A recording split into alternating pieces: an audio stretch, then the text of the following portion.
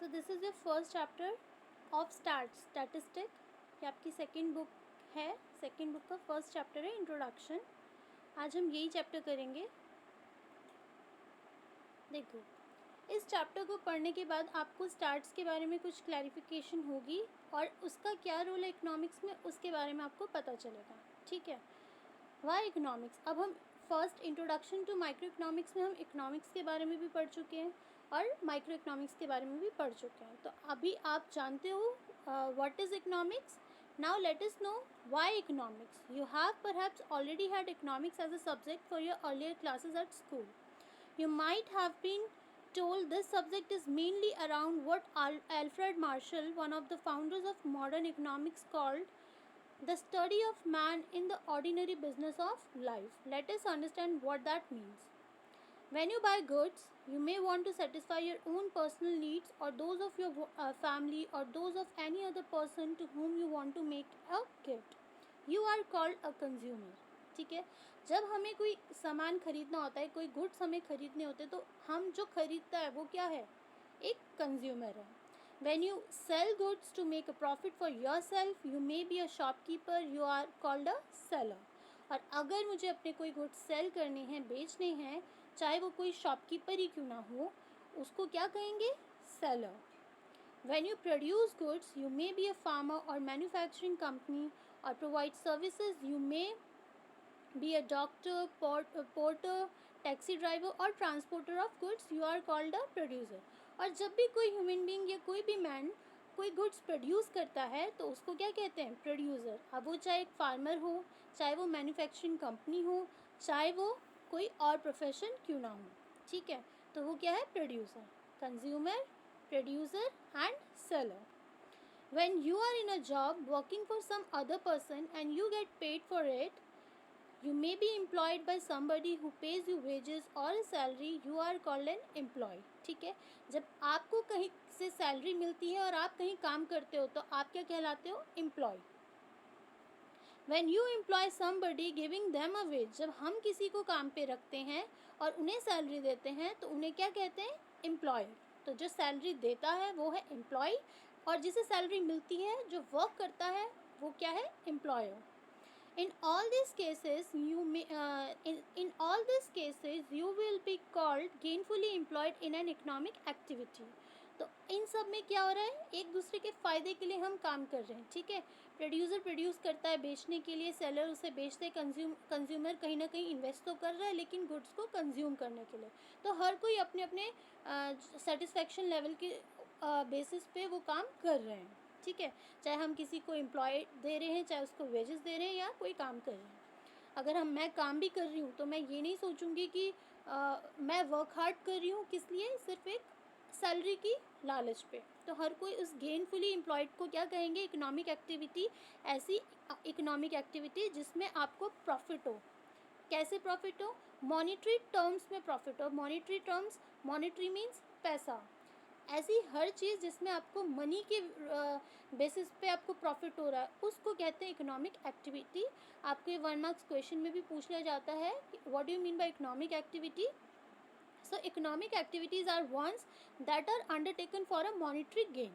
ठीक है, this is what economist mean by ordinary business of life.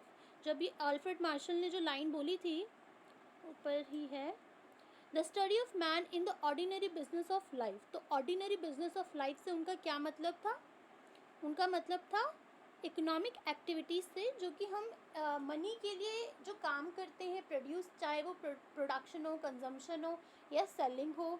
ठीक है, ये सभी किसके अंदर आता है, इकोनॉमिक एक्टिविटीज़ के अंदर आ जाता है. We cannot get something for nothing.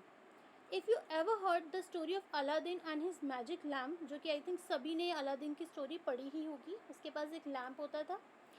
You would agree that Aladdin was a lucky गाय.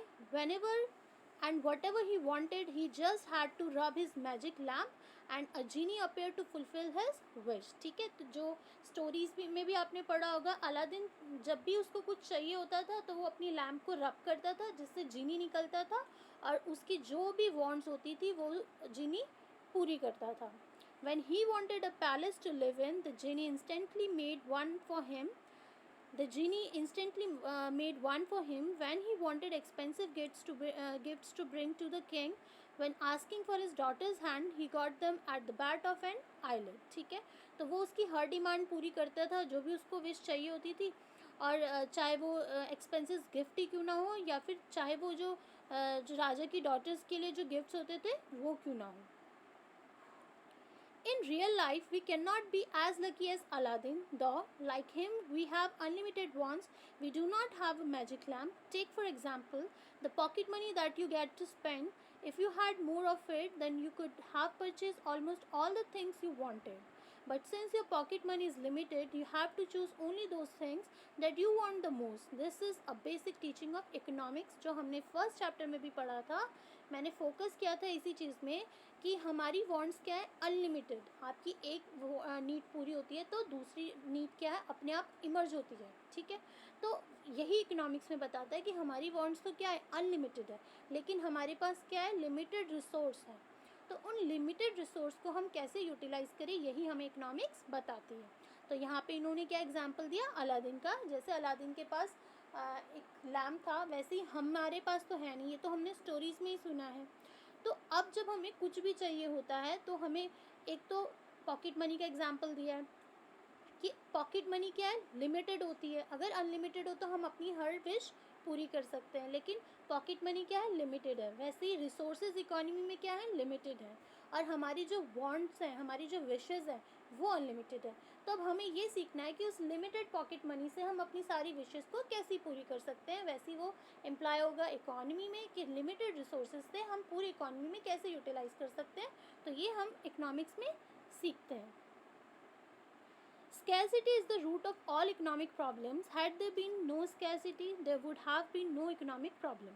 अब मैंने scarcity के बारे में भी बताया था. रिसोर्सेज का कम होना, लिमिटेड होना इज़ scarcity. तो scarcity इकोनॉमिक में प्रॉब्लम अराइज ही होती है. शुरुआती जो इकोनॉमिक प्रॉब्लम है वो scarcity से शुरू होती है कि अगर रिसोर्सेज पूरे हों तो सब यूज़ कर सकते हैं, लेकिन रिसोर्सेज ही पूरे नहीं है तो वहीं से प्रॉब्लम होना शुरू हो जाती है. And you would not have studied economics either. In our daily life, we face various forms of scarcity. The long queues at railway booking counters, crowded buses and trains, shortage of essential commodities, the rush to get a ticket to watch a new film, etc. are all manifestations of scarcity. We face scarcity because the things that satisfy our want are limited in availability. Can you think of some more instances of scarcity? तो हमने जैसे पहले भी discuss किया scarcity के बारे में, और अभी भी जैसे क्वेश्चन है, can you think of some more instances of scarcity. अभी यहाँ पे बसेस, रेलवे लाइंस की बातें हो रही हैं, है ना, और किन एसेंशियल कमोडिटीज़ की शॉर्टेज है उसकी बातें हो रही है. तो वैसे कोई और एग्जाम्पल स्कैरसिटी का मैंने दिया था, वाटर. तो वाटर बहुत ही वाटर के साथ साथ जो हमारे नेचुरल रिसोर्सेज हैं, जो हम बोलते हैं जो हमारे नेचुरल रिसोर्सेज है, अगर हम उसको सही तरीके से यूटिलाइज़ नहीं करेंगे तो आने वाली जो हमारी कमिंग जनरेशन है वो देख भी नहीं पाएगी. ठीक है, तो वाटर इसका एक अच्छा एग्जांपल है, और बाकी रिसोर्सेज से भी आप कुछ ना कुछ बता सकते हो. The resources which the producers have are limited and also have alternative uses. अभी हमने इसमें हमने माइक्रो में भी पढ़ा था कि जब हमारे पास लिमिटेड चीज़ें होती हैं, जब किसी चीज़ की रिसोर्सेज की स्कैरसिटी होती है, तो हम उसको कैसे कर सकते हैं. एक तो उसका अल्टरनेट यूज़ निकाल सकते हैं, या फिर हम उसे क्या कर सकते हैं, प्रॉपर यूटिलाइजेशन कर सकते हैं. कम रिसोर्सेज को उसी, अगर पानी की कमी है तो हमें ध्यान देना चाहिए कि अननेसेसरी वाटर कहीं पे ना गिरे, टैप को ऑफ करके रहना चाहिए. वो बाकी सब आपने वाटर कैसे सेव कर सकते हैं वो आपने पहले भी अर्लियर क्लासेस में पढ़ा होगा. रेन वाटर हार्वेस्टिंग के थ्रू हम उसको प्रॉपर यूज़ कर सकते हैं. तो ये टेक्निक्स हैं. अगर हम ये सब भी ना करें तो पानी अभी जितना कम है और ज़्यादा कम हो जाता. तो अगर हम ये सब जो क्या कहेंगे, अब ये जो टेक्निक्स है वाटर को सेव करने के लिए, अगर हम ये नहीं करते हैं तो पानी का लेवल आज के कंपैरिजन में और कम हो चुका होता. So the resources which the producers have limited and also have alternative uses. Take the case of food that you eat every day. अब एक एग्जाम्पल फूड का इन्होंने ले लिया है जो हम डेली रोज़मर्रा की ज़िंदगी में खाते हैं. It satisfy your want of nourishment. Farmers employed in agriculture raise crops that produce your food. At any point of time, the resources in agriculture like land, labor, water, fertilizers, etc. are given. All these resources have alternative uses. The same resources can be used in the production of non-food crops such as rubber, cotton, jute, etc. Thus, alternative uses of resources give rise to the problem of choice between different commodities that can be produced by those resources. अभी यहाँ पे problem of choice का example यहाँ पे farmer crops किया है कि एक एग्रीकल्चर में अगर कुछ क्रॉप उग रही है तो उसमें क्या क्या चीज़ें चाहिए होंगी. सबसे पहले तो ज़मीन चाहिए, फिर उसके बाद उस पर फार्मर चाहिए जो लेबर उसमें काम करे, फिर इरिगेशन के लिए पानी भी चाहिए, फर्टिलाइजर्स भी चाहिए ताकि क्रॉप अच्छे से ग्रो हो. और वहीं पे अगर हम दूसरे रिसोर्सेज की बात करें कि सेम रिसोर्सेज हम कर रहे हैं production of non food crops, ऐसे ही प्रोडक्शन कर रहे हैं जिसमें फूड से रिलेटेड नहीं है, जैसे रबर हो गया, कॉटन हो गया, जूट हो गया, तो इसमें इतने सब चीज़ें नहीं यूज़ हो रही हैं. तो हर चीज़ के अल्टरनेटिव यूजेस होते हैं. Consumption, production and distribution. Consumption हम कंज्यूमर्स के लिए हैं जो कंज्यूम करते हैं प्रोडक्ट्स. प्रोडक्शन सेलर के लिए है जो प्रोड्यूस करता है.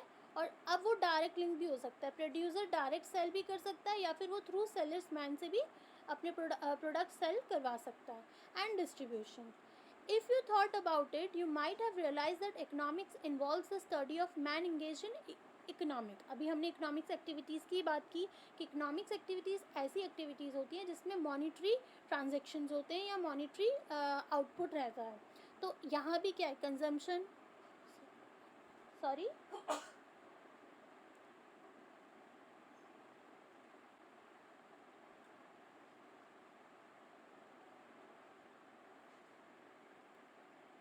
If you thought about it, you might have realized that economics involves the study of man engaged in economic.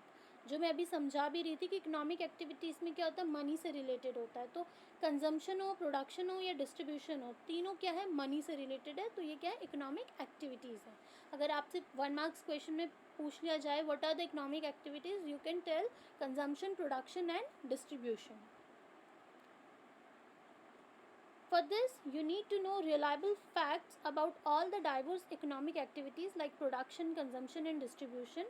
Economics is often discussed in 3 parts: consumption, production, and distribution. We want to know how the consumer decides, given his income and many alternative goods to choose from, what to buy when he knows the prices. This is the study of consumption. Consumption की study क्या बताता है कि consume कब decide करे कि उसे क्या लेना है. ठीक है. और ऑब्वियसली जब कोई कंज्यूमर कोई चीज़ खरीदता है तो वो अपनी इनकम के अकॉर्डिंग ही सोचता है, अपनी इनकम से बाहर वो नहीं लेता.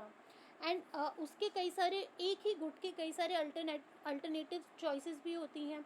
अगर एक चीज़ महंगी है तो कंज्यूमर किसी दूसरे गुड्स पे ट्रांसफ़र हो सकता है. तो what to buy when he knows the prices, तो वो क्या खरीदेगा जब उसे प्राइसेस पता है. अब इसमें दोनों चीज़ें हो सकती हैं. हो सकता है कि कोई ये देख रहा है कि 2 ब्रांड हैं लेकिन एक की वैल्यू ज़्यादा है, एक की कम है. ठीक है. तो हो सकता है कोई कम वाला प्रेफर करे अपने इनकम के अकॉर्डिंग, जो कि होता भी है. जो मिडिल क्लास फैमिली है वो प्राइसेस पे देखती हैं, और अगर पुअर हैं तो वो तो डेफिनेटली देखती हैं कि अगर टी की ही बात करें, टी भी तो 2 ब्रांड्स में आ जाते हैं. एक ताज़ा ले लो या फॉर एग्जांपल मैरीगोल्ड या ताज़ा. तो अगर ताज़ा का प्राइस हाई है और मैरीगोल्ड का कम है तो ऑब्वियसली ज़्यादातर कंज्यूमर मैरीगोल्ड की टी लेना प्रेफर करेंगे इंस्टेड ऑफ ताज़ा. बट अगर वही मैं रिचर सेक्शन की बात करूँ तो हो सकता है वो क्वालिटी पे ज़्यादा फोकस करें बजाय मनी के. तो वो हो सकता है ताज़ा प्रेफर करें क्योंकि उन्हें क्वालिटी चाहिए. अब जिसके रेट कम है ऐसा तो नहीं हो सकती कि उसकी क्वालिटी अच्छी होगी. जिसके रेट ज़्यादा है ऑब्वियसली उसकी क्वालिटी अच्छी होगी. तो ये कंज्यूमर के ऊपर है कि वो कौन से गुड को प्रेफर करेगा. मार्केट में हर प्राइजेस के अलग अलग ब्रांड आपको मिल जाएंगे. एक जो लोकल 500 की जीन्स है, अगर उसी में कोई ब्रांड लग जाए तो वही वो 1200 में भी ली जा सकती है. तो अभी तो कंज्यूमर के ऊपर है ना, कोई फोर्स तो नहीं करता कंज्यूमर को. तो एक कंज्यूमर के ऊपर चॉइस होती है कि वो अपनी इनकम के हिसाब से या अपनी प्रेफरेंस के हिसाब से क्या खरीदना चाहता है. यही हमें इकोनॉमिक्स बताती है. और जब ये हम सोचते हैं कि अपनी इनकम के हिसाब से हम क्या खरीदें, तो ये है क्या, study of consumption. We also want to know how the producer similarly chooses what and how to produce for the market. This is the study of production. तो कंजम्पशन में क्या है, कंज्यूमर डिसाइड करता है उसको क्या खरीदना है, वैसे ही प्रोडक्शन में प्रोड्यूसर डिसाइड करता है कि उसको क्या प्रोड्यूस करना है। और ऑब्वियसली हर प्रोड्यूसर प्रोड्यूस करता है किस लिए, प्रॉफिट अर्न करने के लिए। तो वो मार्केट में पता करता है कि कंज्यूमर की ज़्यादातर डिमांड क्या है, उसके अकॉर्डिंग वो प्रोड्यूस करता है।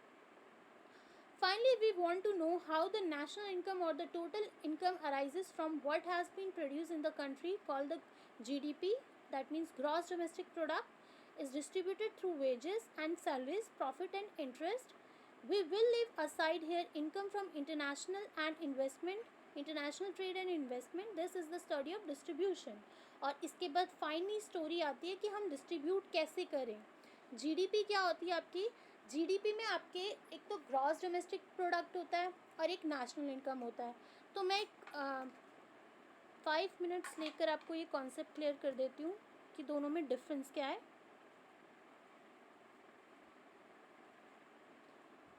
नेट इज स्लो, इसे हम समझते हैं with the help of white board.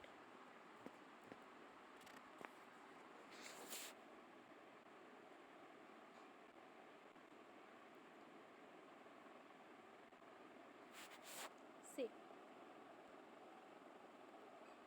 ये नेशनल इनकम है और ये जीडीपी यानी डोमेस्टिक इनकम, ठीक है। नेशनल इनकम में आपकी दोनों ही इनकम इन्वॉल्व हो जाती है, चाहे वो हमारी टेरिटरी हो, इंडियन टेरिटरी हो। टेरिटरी क्या होता है, जो बाउंड्री इंडिया की जो विजिबल नहीं है,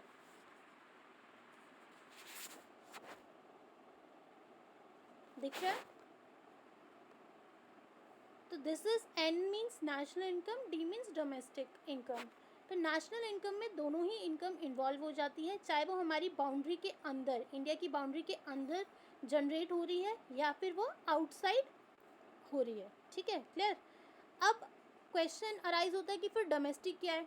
तो डोमेस्टिक कौन सी इनकम होती है, डोमेस्टिक वो इनकम होती है जो हमारी कंट्री के अंदर जनरेट होती है, जनरेट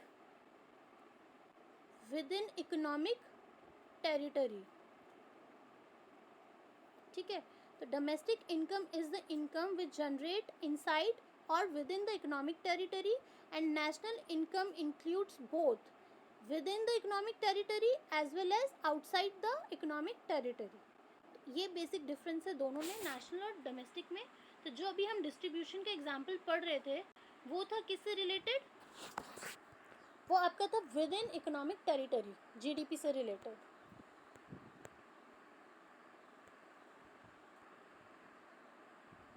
दिस इज, ठीक है। तो जितना भी आपको प्रॉफिट हो रहा है या जितना भी आपका टोटल इनकम है, किस तरीके से उसको अलग अलग लेवल पर डिस्ट्रीब्यूट किया जाए, ये पढ़ा जाता है किसमें, this is the study of distribution. Besides these three conventional divisions of the study of economics, about which we want to know all the facts, modern economies has to include some of the basic problems facing the country for special studies. अब इनमें कुछ ना कुछ problems भी होती है जो हम नेक्स्ट क्लास में पढ़ेंगे, ठीक है। That's all for today.